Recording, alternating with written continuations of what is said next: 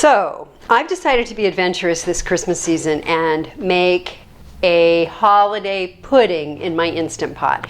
And this is something that as an American I'm not really familiar with, but I love the idea of a wonderful British Christmas pudding. So I've been doing a bunch of research and I looked at a lot of different recipes, and I talked to my British neighbor who gave me an old cookbook, and I think I've put together a recipe that's kind of gonna work.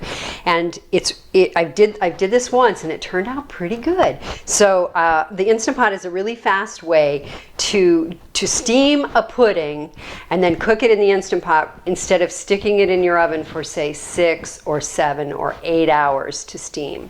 So the first thing I'm going to do, I've bought a whole bunch of different dried fruits, and I have dried cranberries, I have some dried actual mandarin oranges, and then this mix that I got at Trader Joe's. And I'm going to pour some hot boiling water over a bowl of that stuff so that gets nice and soft.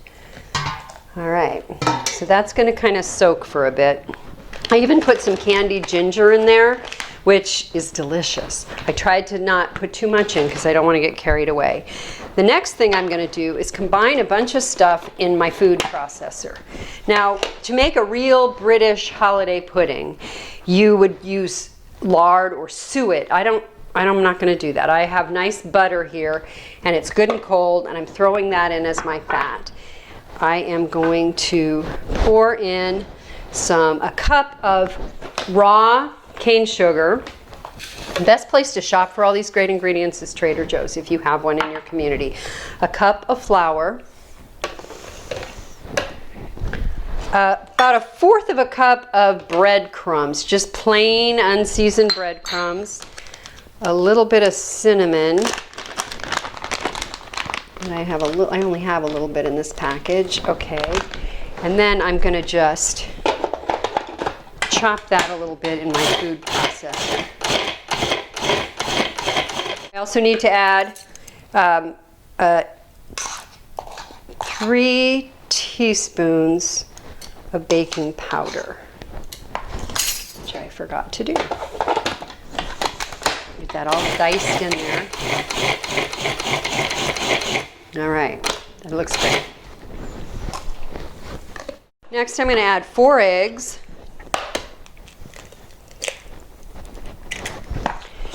And then I'm going to add a teaspoon of maple syrup.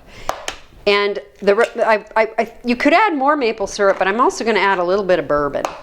I know that a lot of typical British puddings use brandy or maybe rum.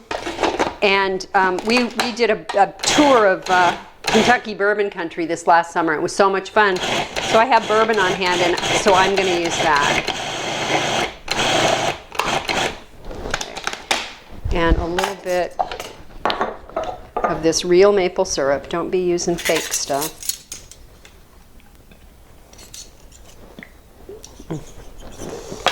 And cheers, just a little bit of bourbon. All right.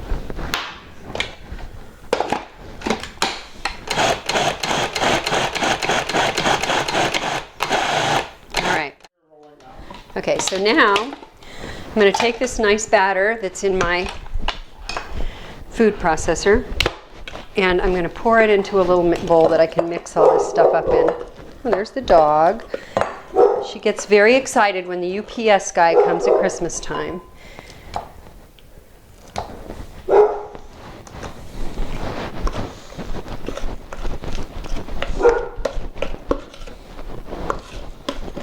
Okay, so that should be plenty of that. And I have drained my dried fruit, and it's nice and steamy, and I'm going to pour that in there and mix it up. And I'm also going to put some raw pecan pieces in there that are cut up. I only have a little bit left in that bag. I'm going to stir that all up. It looks very pretty. It smells good. It smells like Christmas. And then I'm going to pour what I can into a small bowl that I have buttered to make it nice and so that this doesn't stick. So I'll pour some in, and I think I can get almost all of that in there. That's beautiful.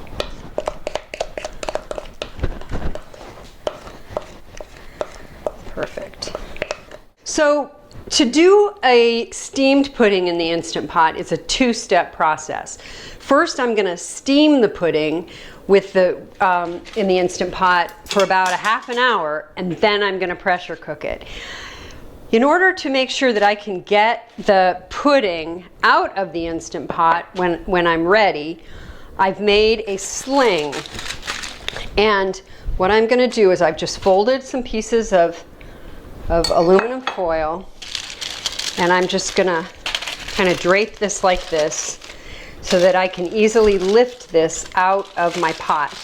So it's nothing too fancy, but it does the trick.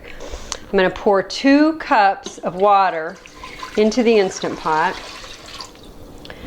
and I have my little steamer trivet here, and I'm going to lower this into the pot like that, and I can kind of fold those down so that they won't be in my way. I have the top to my Instant Pot here, but I'm not going to put it on the sealing mark. I'm going to put it on the venting mark, because right now I'm going to steam this thing. So what I want to do for 30 minutes is to steam this pudding before I pressure cook it. So I'm setting this to venting, and then I'm just going to hit saute with that water in there, and it'll go for about 30 minutes, and then I'll pressure cook it. Okay, so now the steaming part of this is over, and I'm going to take the lid off, and I'm going to be really careful to tilt my lid. Oh, look at how pretty that pudding looks. I want to tilt it so that I don't, all that condensation doesn't fall on my pudding. And I'm kind of concerned, I want to make sure that I have enough water in there. I'm going to carefully add some more water to my pot before I start to pressure cook this. I have about 2 cups of water in here, and I think I'm just going to pour all of that in there without getting any on my beautiful pudding. And it looks so pretty. It's already kind of rising. It's really cool. All right, so then I put the lid back on, and I'm going to put it to venting this time. I'm going to put it to manual, and I'm going to adjust this to 35 minutes. And then we just walk away and wait till that's over with. Okay, so this was under the pressure cooker for 35 minutes, and then I let it do a natural release. Now it's been about 24 minutes, so there is no more steam left in there. We're going to open this up, and it looks beautiful. It's really moist and pretty. And the trick now is to just pull it out by this little hammock that I made without burning myself. And I'll just put it right there for a second. Okay, now I'm pretty sure this is cooked, but I'm going to take a toothpick and just poke it in there, and it comes out nice and clean. So that's good. Now, a lot of the recipes I saw for Christmas pudding say that you have to make this about 12 months in advance, and then just pour brandy and bourbon or whatever you're going to pour on it. I'm not doing that. You know, it's about a week before Christmas when I'm making this, so I'm going to be putting this away in the refrigerator, probably taking it over to the place where we're going to have Christmas dinner. It looks really, really pretty.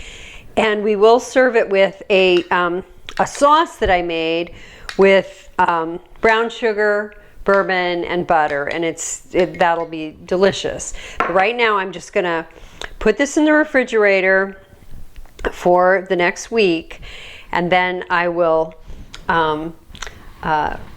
invert the little dish here, and because I did this a couple weeks ago, I know it's going to turn out perfect. So I hope you've enjoyed this. I know this is not a recipe that everybody is going to try at the holidays, but it's going to be delicious. And it's fun to try new things with the Instant Pot. Happy holidays, and enjoy your Instant Pot.